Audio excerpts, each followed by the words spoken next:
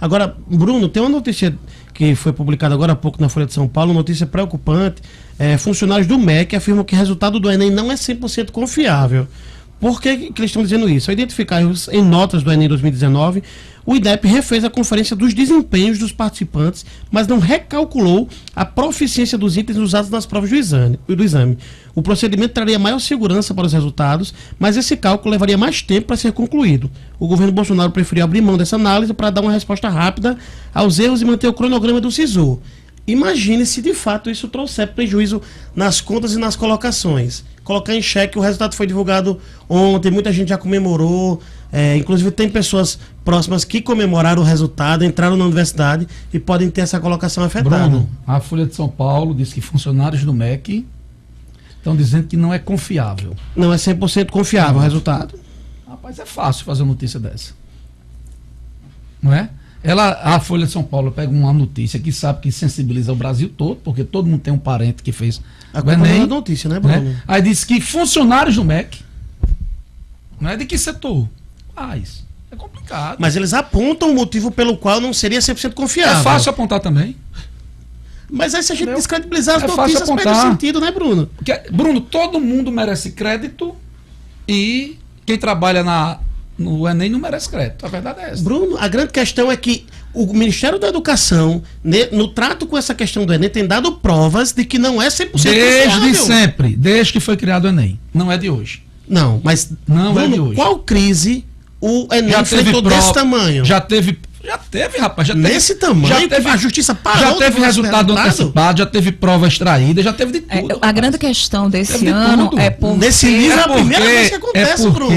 Papai. Foram vários erros. Tem pessoas... Aliás, a gente só olha para o presente e esquece o passado.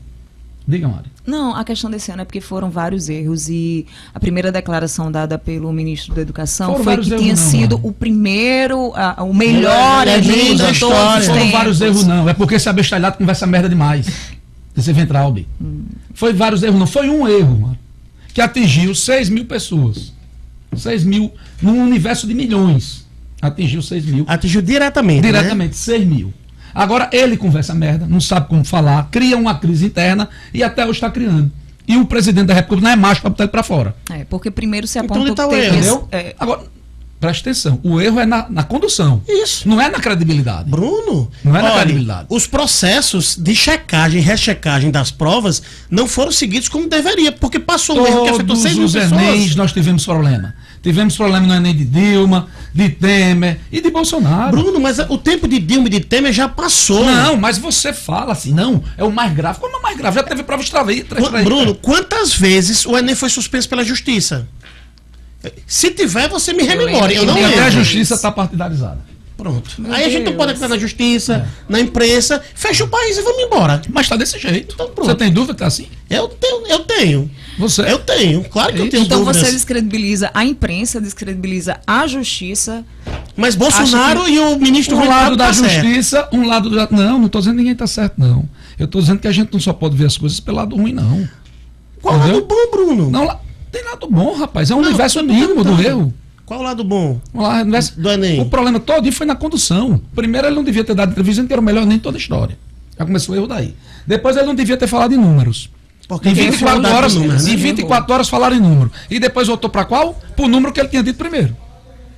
Então são vários erros. Agora, eu acho que o erro não é de credibilidade. Não é. Mas afeta a credibilidade. Muita gente envolvida, que teria que todo mundo se corromper, todo mundo errar, todo mundo fazer coisa errada.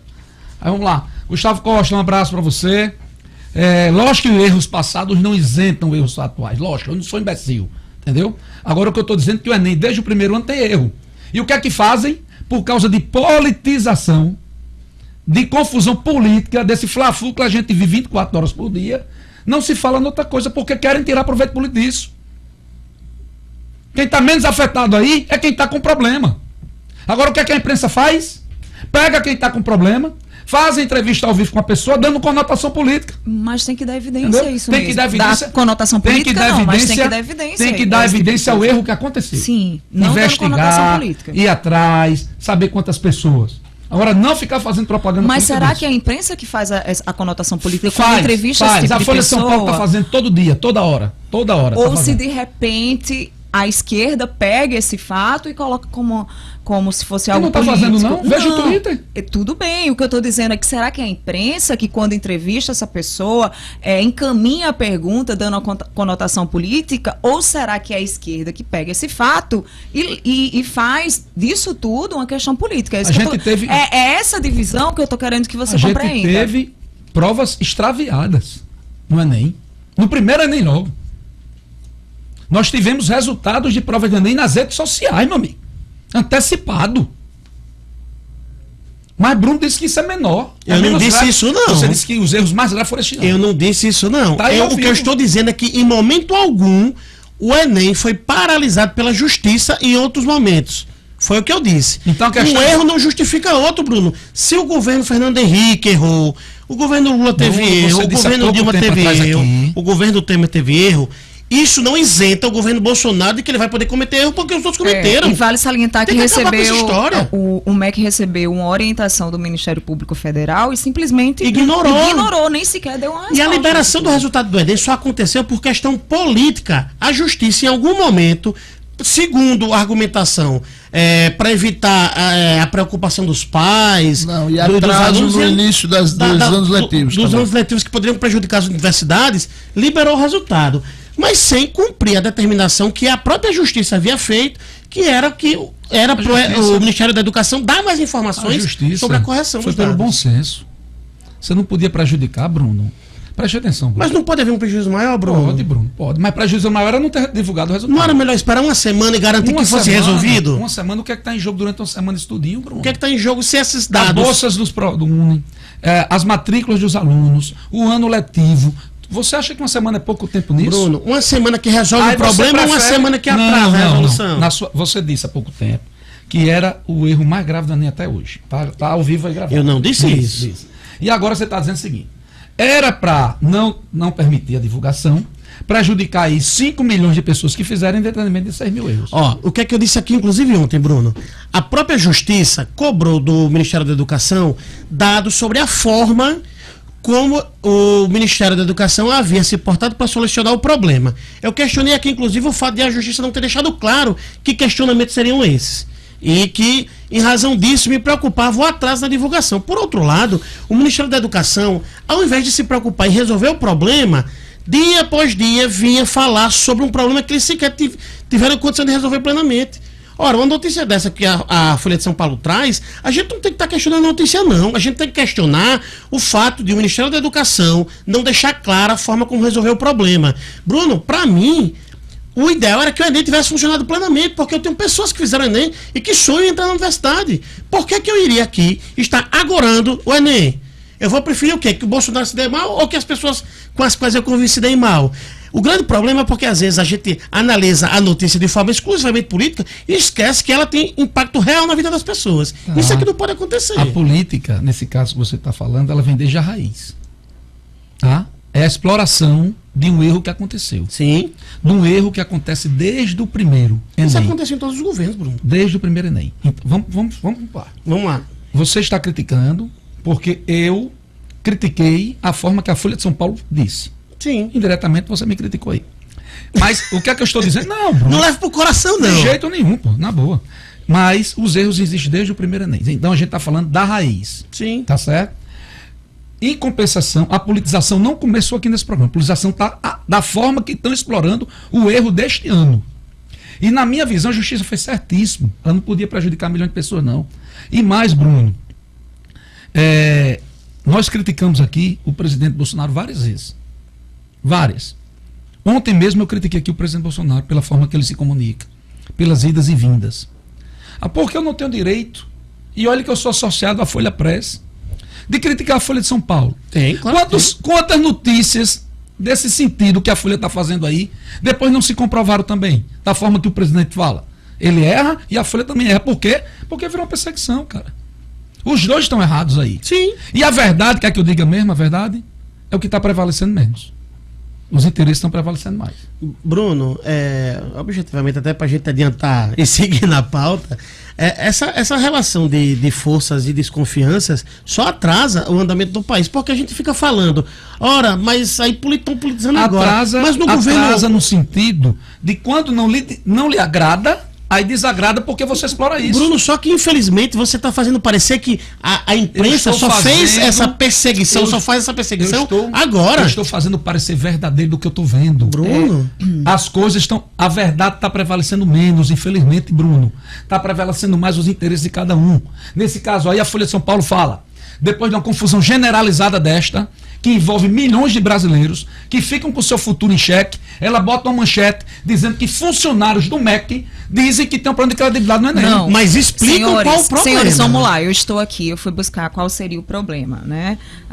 O ministro da Educação, o Abraham Weintraub, ele realizou uma manobra para corrigir rapidamente os erros do Enem, obviamente por estar sendo cobrado diariamente sobre isso, e deixou de realizar um novo cálculo sobre a proficiência dos itens usados nas provas do exame, o que, segundo funcionários do INEP, ouvidos em condição de anonimato pela Folha, a manobra tira a credibilidade do exame e agora não é possível ter 100% de confiança nos resultados. O recálculo traria uma maior segurança para os resultados, mas obviamente levaria mais tempo. Esse foi o que eu disse na leitura da notícia, né? O ponto que os funcionários do INEP trouxeram para a Folha. Aí o que eu estou questionando, no fim das contas, Bruno, é porque parece que a imprensa está perseguindo o governo Bolsonaro. Tá não? A imprensa, ela cobra todos os governos. Não Bruno, tá não?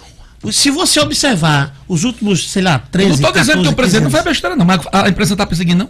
Bruno, a imprensa... Você Não. A imprensa, ela tem a função de fiscalizar, seja qual for o governo. O grande problema é porque quando a gente tem a simpatia por governo X ou Y, a gente acha que essa perseguição não é justa. Minha simpatia a imprensa é não tem que zero. perseguir. Zero. Minha simpatia é zero. Pelo governo Bolsonaro? Minha simpatia pelo presidente Jair Messias Bolsonaro é zero. E vou dizer mais, e vou repetir o que você já escutou várias vezes. Se eu tivesse a opção, em 2018, de ter outro candidato que não fosse o PT, eu não tinha votado nele. Sim. Não tinha. Porque pra mim ele representa tudo que tá aí de ruim na política. Então minha simpatia por ele é zero. Fico feliz se eles costumam mudado um pouco. Não mudou nada. Mudou. Sempre disse isso, que só votei em Jair Messias Bolsonaro para não votar em Fernando Haddad. Aliás, eu tenho coragem de dizer isso. Eu não votei em Haddad no primeiro turno, por no exemplo. primeiro turno eu votei em João Amoedo. Eu votei no maluco. Agora, se eu tivesse Ciro Gomes e Bolsonaro, eu tinha votado em Ciro. Se eu tivesse qualquer outro que não fosse Haddad, eu talvez tivesse votado. E mas lamentavelmente, minha simpatia pelo presidente é zero. Eu tenho simpatia sim, e digo aqui em alto bom som, eu tenho simpatia por Paulo Guedes, por Tarcísio Ribeiro, pela da agricultura, por Sérgio Moro, tenho muita simpatia, muita. Não tenho nenhum receio de dizer isso, zero receio. Esses eu tenho simpatia demais. Tenho simpatia até pela Damares, que mesmo com as pedaladas e as aloprações, eu acho que ela é bem intencionada. Tenho simpatia por vários ministros dele. Agora, por ele, não. Bruno, quando eu falo que você tem simpatia, não é por Bolsonaro, é pelo governo Bolsonaro. E quando você fala que tem simpatia por ministro X, Y, Z, eles integram o governo, então, querendo ou não, você tem simpatia pelo governo. Tô errado? Não, tem. Tô errado na minha interpretação? Não. Tô correto, não tô? Tem. O que eu estou questionando é que, infelizmente, quando a gente partidariza completamente a discussão e esquece aspectos técnicos, o que eu trouxe aqui não foi uma notícia partidária, foi um fato de que o governo federal deixou de usar um instrumento X que poderia dar mais credibilidade só para atender a opinião pública e diminuir essa pressão que existe quanto à divulgação dos resultados. Foi o que eu disse. Tá bom.